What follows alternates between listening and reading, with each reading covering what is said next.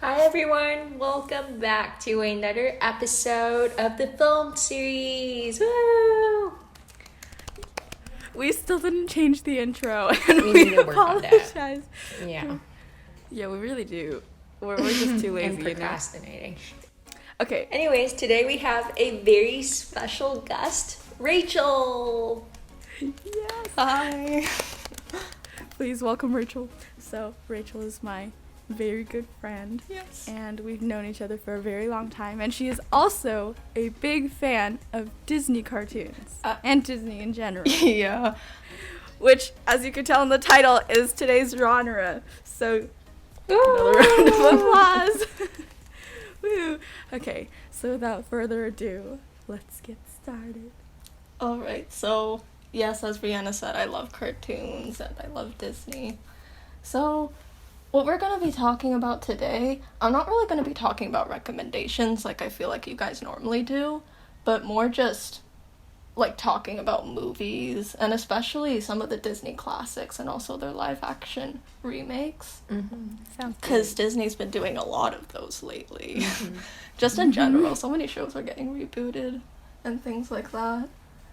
So we're gonna talk about some of them and talk about why some of them are so bad and why some of them are better than others. So, technically, recommendations and roasts, but like in a more subtle way. It's very subtle. Okay. Another thing I want to say, we're not only gonna be talking about remakes. I do have like 3 other things that I want to get to, like one underrated movie and also a stop motion, which is a little bit of a dead animation style nowadays. Oh my gosh, I just thought of a stop motion thing too, and I don't think it's Disney. It might be Disney, but we'll see if it's the same thing. Also, we're probably going to talk about Toy Story, which is Shaw's love of Buzz her life. Lightyear, I'm here for you. I'm here for you. You want Okay, let's just... Wait, so you want to talk about Toy Story, but Toy Story isn't a Disney movie. I thought Disney bought Pixar though. Oh my god. Okay, so this is a thing. So Disney has bought so many companies, like a ridiculous amount of companies. Like they bought Pixar. Like it's honestly ridiculous, and I have no clue why. Like they've spent billions of dollars buying. Okay, wait. So you know how Disney bought 21st Century Fox? How much money do you think they spent buying it? $1 billion? Like more. 5 Oh, billion? I guess. They spent $71 billion buying 21st Century Fox. But it's ridiculous. But why? I don't know why. Okay then, we're just gonna... Ugh. I remember finding that out for the first time. I was like, I spent like a good minute, like, just astonished. staring at the screen, like, questioning existence. Like, why? Just gonna shimmy away. What else have they bought? They literally own so many things. They own so many things. I know they bought Lucasfilm, which is the company that Right. created Star Wars, so they own Star Wars now. They bought Marvel Studios. They bought National Geographic for some reason. FX. They bought everything. Oh my gosh. They bought the majority of Hulu, which is a streaming service.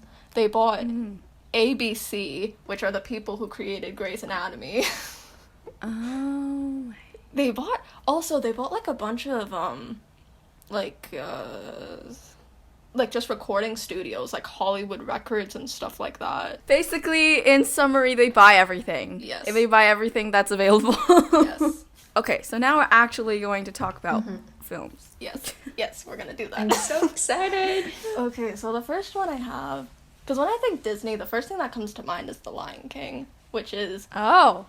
Okay. a classic and iconic Disney movie. Like, so many people know about it, and it's like that nostalgic kid cartoon that we've all watched as Oh, kids. yeah.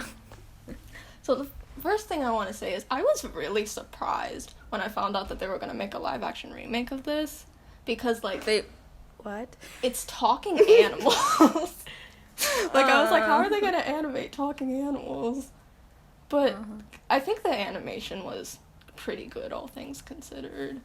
Like, I don't know, it was nowhere near as bad as I thought it would be, that's for sure. Oh because I have seen some bad animation in my times. But anyway, The Lion King. The remake is one of those things where it's like literally the movie is like almost exactly the same. Like the dialogue's the same, like the story building's the same. That's good, at least. Yeah, like I find that At good. least they didn't change it into like the Lion Prince or something. Unlike Mulan. I'm so Which mad. we will I'm talk so about mad. later. We will talk about that later. But for now, like the dialogue's very similar, and like they just add like those extra scenes so that the movie can seem a little bit more continuous, and so that some things can make more sense, and also to extend it to the full 2 hours. Just You gotta do it, just like our episodes, as much as possible to get that 30 minutes. No, just kidding. 30, no, Really. like those extra 30 minutes.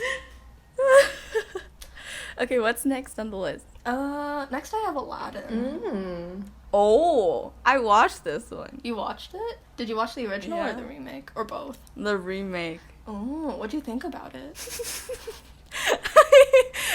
You don't know? This is becoming a trend. Me watching things and then like attempting to explain them and then just like making no sense. Absolutely no sense whatsoever. So I'll give it an 8 out of 10. But I'm not going to explain why, because I'm not capable. I think it was okay, but I feel like I need to watch the original and to be able to like compare them properly. You know. Yeah. But the singing was okay. It was like okay. It wasn't like impressive, but like it was okay. Yeah. Yeah. It was fine.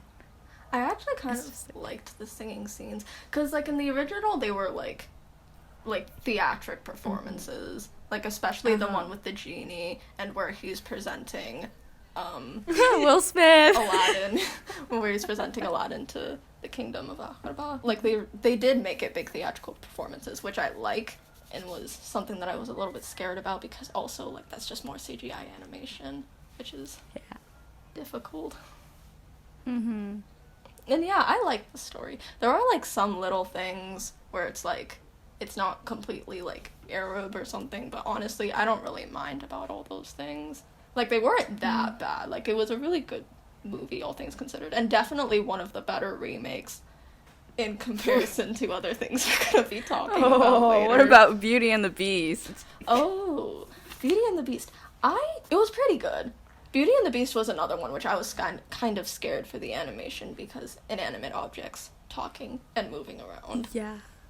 But again, it was really good. I liked the music and the story. And Emma Watson. Yes, and Emma Watson.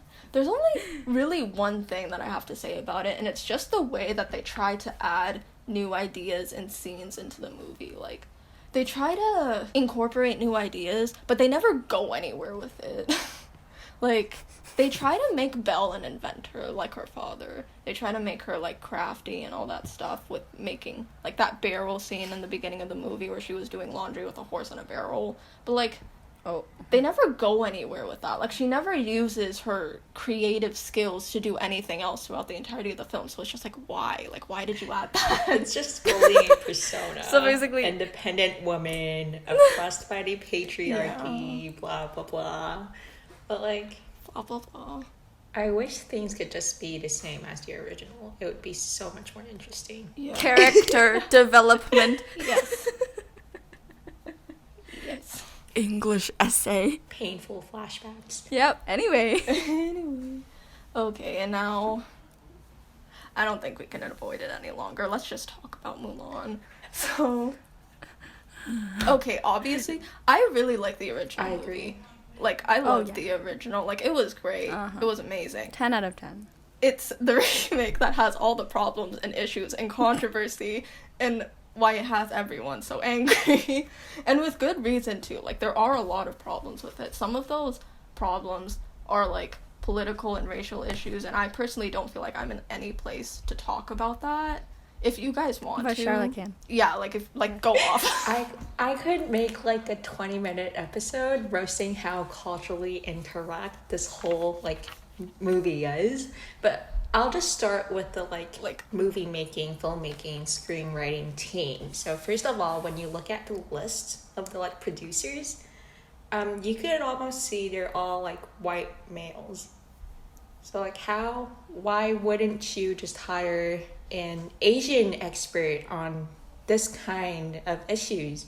Because obviously you're making a pretty different movie, or at least culturally different movie from what you're usually making. So I would say show some respect, at least hire some kind of person with Right. an ethnicity, with a heritage, so that you can make the movie more professional. And then I could talk about the original Mulan, which is a story from 5,000, 3,000, 4,000 years ago. So we all learned the story back in primary school. And the original story was pretty simple. There was no such thing as female empowerment or anything like that. It was just about a little girl valuing family, and then just going to the battlefield for his daddy.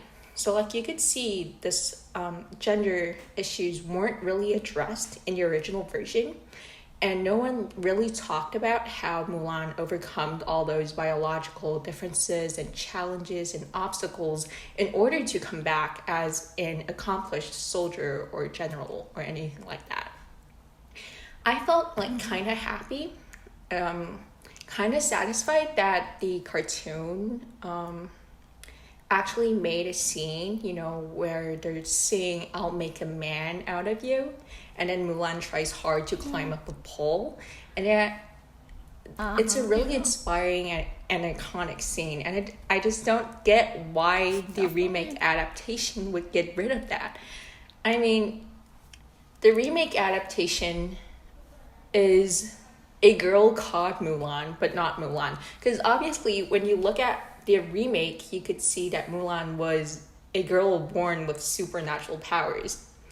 So she becomes a Marvel superhero instead of a plain girl loving her family and trying to help her family or help her country. She becomes a superhero, and that's just not what Mulan stands for, and is not what Mulan is, and is certainly not what Mulan inspired many girls like me to become. Because the whole thing with Mulan was about relatable. You're just a normal girl going to a, I would say, pretty biased working environment and trying to overcome difficulties.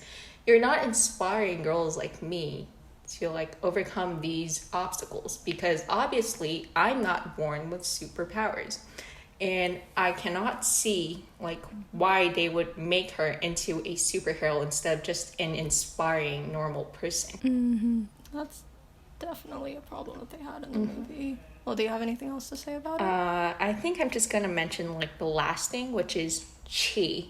So I know a lot of people think Chi is this mystical, legendary Chinese kung fu stuff. But in reality, Chi just means blood. Everyone has Chi, and I think people need to start normalizing your blood instead of calling it Chi and stuff. And that's pretty much all. Wow. Yeah, I don't know much about Chinese culture, because I feel like those were the people that were the most angry about the movie, were people that grew up with the movie, they grew up with the story, exactly. And they know it by heart, and they were so inspired by it. Because my first time watching this movie, I actually wasn't necessarily that annoyed, because I didn't understand it. I don't, I'm not gonna lie, I don't know anything about Chinese culture or anything like that. So I wasn't that annoyed. Yeah, it's important. And sorry, did I interrupt you? No, please stop. I mean, talk. Oh God, I'm sorry. So basically, yeah, in this male-dominated, especially all the animated things, they're all produced or directed by white males. So as there's one culturally different movie, they should at least put in some effort to kind of acknowledge that there's different races. Yeah, especially since Chinese culture is a large part of the world dominated. I keep saying dominated because I just don't have any other synonyms in my head right now. But like, you get what I mean, right? Yeah. It's very upsetting to see, like, especially because even if you look at all the languages, I didn't watch the live action Mulan, but I heard a lot of stuff about it. Was it in Mandarin? I don't know. The version I watched was in English. The version I watched was also English. I don't know if they dubbed it over in Mandarin or not. Yeah, it would have been nice if it was just like in Mandarin and they dubbed it in English. That would have been very authentic as well. But like, yeah, there's just so many problems. Oh, so many. They should make another remake and cast Char as Mulan. Oh my gosh. I'll teach you kung fu. Okay. Moving on. Yes, moving on. Okay, so I believe that covers all of the remakes. So let's talk about what, in my opinion, is an underrated princess movie, which is Princess and the Frog. Oh. Have you guys watched this? Like, I'm just curious. I've watched the original. You watched it? Okay, yeah, good. It doesn't have a remake. Yet. I don't know if they're gonna make one, but in any case. Yet. Please don't. Please don't. Love the dramatic pause. Love it. Oh my gosh. But, like, I really love the original. I love the story. I love how Tiana accomplishes her goals and how she learns to have a little fun along the way. And also, I'm pretty sure it was the last, or, like, one of Disney's last animated movies that were hand-drawn. Like, drawn by hand and not CGI. Because I just love the scenes in it. Like, some of the scenes are really pretty to just look at. And the cooking. Oh yes, the cooking. Oh, I wish you could like smell an image or something like that. Like, I don't know how they would do it. Make it into a 4D movie. Yeah, just like. Oh my gosh. Yeah, and I honestly, I really think it's one of Disney's best princess movies. Like, with the plot and how she accomplishes things. And she's also one of the few like African American lead people, or like just person in general, because obviously there's not many movies out there with like a person of color as the lead. Like, off the top of my head, other than Mulan, of course, like, I can't think of. Oh well, there's Jasmine too. There's Pocahontas. Like, just people that like aren't. Pocahontas, yeah. There's also Mulan, the original Mulan. Yeah. Oh yeah, we already said that. The original. I don't know. I just love the characters. I just love the relationship, the feel, the art style, and the setting. And that's all I have to say. I just love the movie. It's definitely underrated in the Disney princess world. Yes. That we can say for sure. Yes. Go watch. 10 out of 10. Yes. 10 out of 10. Okay. Charlotte, tell us about Toy Story. Okay, so Toy Story is this movie series that accompanied me from childhood to now my troubled teenage years. So it's basically my life wrapped together. And wait, no. It's basically like me from year 5 to year 14. Like, my life could be summarized in 4 movies, which is Toy Story. Okay, so I actually cried in the theater when the last movie came out, because like I know they were leaving and I know I'm growing up and I'm so anxious because like I don't want to grow up. I just want to be like a kid forever. Yeah, no. Yeah, me too, honestly. Yeah. Growing up is just I such a know. pain. It's Like, yeah. and it's such a hard topic. Like, it's an underrated topic that's acknowledged as difficult to kind of have a conversation about. Because it's like, if you've already grown up, it's like, well, you can't go back. And that's depressing. But, like, if you haven't been through that change yet, and it's like, you're going to have to, and then you can't go back.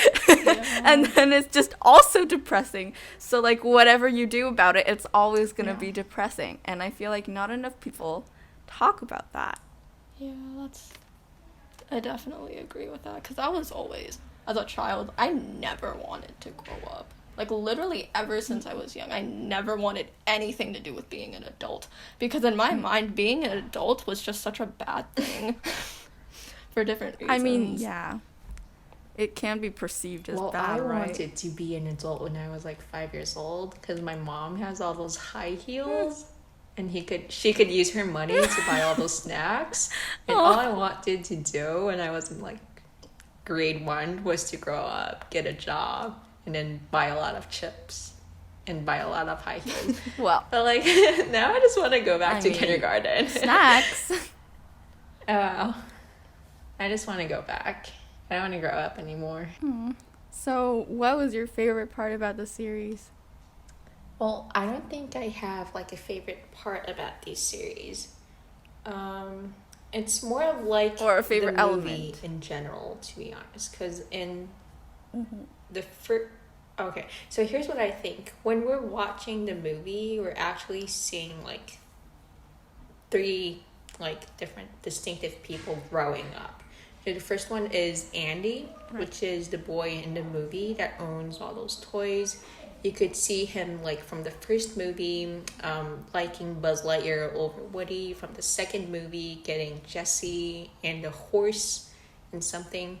In the third movie where he gives away all of his toys, and the fourth movie where like the new owner comes in and starts a whole new cycle of growing up. So this is the first one I've seen growing up in the series, and the second one is the toys. So from Woody, who's jealous of Buzz Lightyear taking over all the love of Andy, to like the second movie where he learns to like live in peace with all the other toys, I guess. And in the third movie where he was given away and all he wanted to do was to go back. And the fourth movie where he gave up and decided to embrace this hobo lifestyle where he just drifts away and finds his own meaning of life, which I think represents us, which is the viewers growing up. Because like we're all going through this phase where we want to find ourselves, where we want to seek validation from others, where we're scared to say goodbye to our childhood, to our past life, and finally like we're ready to embrace infinity and beyond. And I just think it kind of represents me, at least. I can't speak for others, obviously. It but totally does. it's just so heartwarming to see all the people just growing up and leaving their houses and going on a new life and wanting to come back. Just leaving the house. Just leave the house. There's so many like deep ways you could put that. Just like leave. I'm the sorry. house. Key. Bye bye. No. It's okay. It's a little depressing, so you need a little, thing. Oh my gosh. Anyway, but like, wow, that was kind of depressing. Emo. But like, it's true, Yeah. right? It needs to be embraced somehow. Okay, what other movies are there, or stop motions? Oh, yes, I have one stop motion, and that is my favorite stop motion by Disney, which is The Nightmare Before Christmas. Oh. Aha. Oh god, I just in general, I don't really like a lot of Disney stop motion movies because I don't know, it's just I feel like they all have this sort of like dark like horror feel to them. Like Coraline or like Frankenweenie or Vincent, like they all have this like dark feel to them that I just don't like. But Nightmare Before Christmas I actually do really like. I like it because why can't I think? Okay, well, meanwhile, we talked about Coraline. Well, at least I did. In the previous episode, link in bio for the whole playlist. It's that time of the week where I go off and I advertise for our previous episodes. Like, comment, subscribe. Yes, thank you. Okay, and now we are finished with the ad break. Except we have no ads because we're not monetized yet, but that's okay. No. Anyways, please continue. Okay, so I'll just briefly explain it. So it follows this character named Jack Skellington, who is the Pumpkin King of the Halloween world, which is basically just the people who bring Halloween into the real world, or just like people on Earth. And there's like all these different worlds, like there's Easter, there's Christmas, and then Jack, he feels like something's missing from his life. Like, he's just done the same old thing so many times, and he wants something new. And then he wanders into the woods, and he finds a door which leads to Christmas Land. And he goes in there, and he's like, wow, what's this? So many colors, so many lights, it's just such different feeling. And so he steals Christmas. It's a little bit of a Grinch thing, where he doesn't, like, take Christmas away. He more takes Christmas, kidnaps Santa Claus. And he steals Christmas, and he takes this place, filling everyone's house with, like, spooky Christmas gifts instead of, like, teddy bears. He would put, like, like, creepy dolls or snakes, and the snakes would eat the Christmas trees. Because they were, like, ginormous snakes. But anyway, it's just basically about how he finds satisfaction with what he has. And, like, he gets all this new ideas for the next Halloween, and I just love it. I just love the feel of it. I love the songs. Oh my god, I love the songs. The songs are iconic. I love the songs. And it's just an enjoyable movie, in my opinion, and you should definitely watch it on, like, Christmas or Halloween as a holiday movie. Yeah. Guys, have you watched Bao? Is that I haven't like heard of the that. 包子 thingy? Yeah, the short film. I heard of it, but I never watched it. Okay, I watched it, and it was, like, so heartwarming. So it's basically, like, this mother who, like, couldn't have her own children, and then she made dumplings, or bao, and one of them came to life, and she gets, like, her shot at motherhood again because of this dumpling, and then the dumpling grows up, and it's just, like, so heartwarming. And it's only 8 minutes, so you can definitely go check it out if you have, like, a break or something. But yeah, 10 out of 10 for me. I think it won some awards, and I'm pretty sure it was directed and the music were all by Asian people, which is really nice. Ooh, that's nice. Or at least, like, descendants of Asian people, which is at least better, right, than white males. Yeah. Agreed. So that's a Disney Pixar short. Yeah. Wait, Disney and Pixar have made so many things. I feel like Disney's animation got better when Disney bought Pixar. Pixar is the best. It has amazing animation. I don't know how. Especially... Can I talk? Okay, wait, do we have time to talk about it? Yeah, sure. Okay, so there's this new movie that Pixar made, which is in turn owned by Disney, so, like, I suppose we can talk about it. It's called Soul. Oh. It's pretty new. Have you watched it? I haven't, but I've gotten so many YouTube ads. About it. It has amazing animation, like, like, it literally looks real. And, like, it has this, the main character is, again, an African American, and he plays, or not, is he? He's a middle school band director, right? Like, he's a middle school teacher, a band teacher, and he plays piano. He's a jazz pianist. Oh. And he gets the opportunity of a lifetime where he plays with this famous saxophone player, and he's just super excited. And then, like, he's running around. He's not paying attention to his surroundings. And then all of a sudden, he falls down an open manhole, and he dies. Plot twist. Yes, he dies.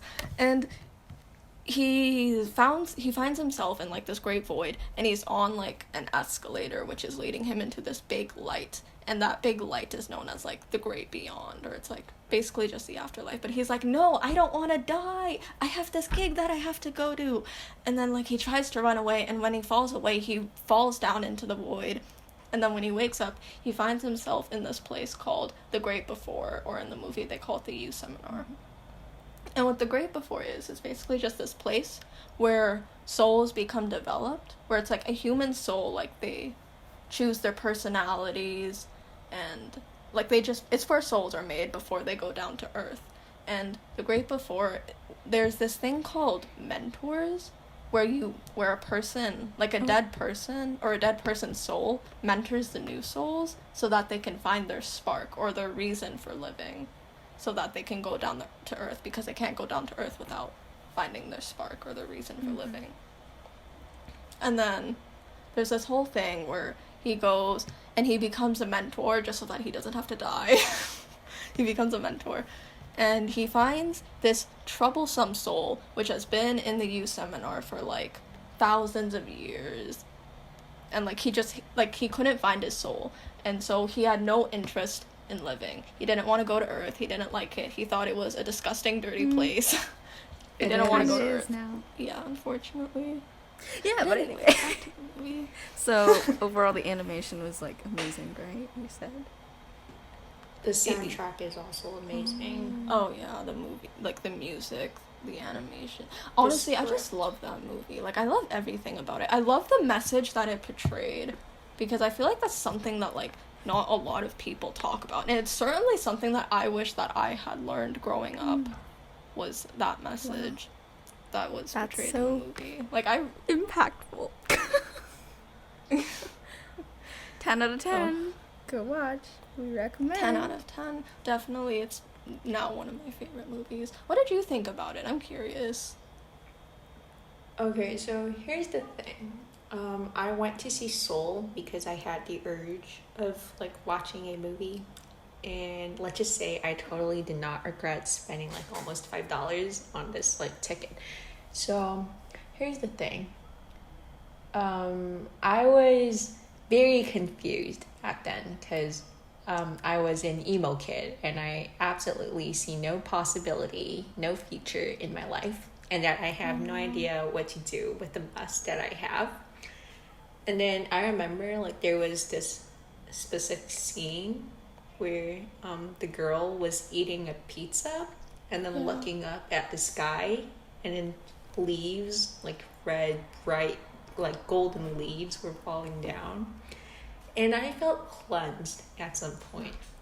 And that's what I really like about Pixar. Because you could feel like you're healed, like you're cleansed, you're going to be okay. Like, it feels like a therapy. That also happened to me when I watched Coco. Because, like, they were, like, what's his name again? I forgot the name. The little boy was singing with his great-grandmother. And it's so therapeutic and so heartwarming. Pixar magic. Yeah, what? Pixar's amazing at making movies. What holiday was Coco based on again? It was the Mexican one, right? The Day of the Dead. I'm trying to remember the Spanish name. Oh yeah, the Dia de los Muertos or something like that.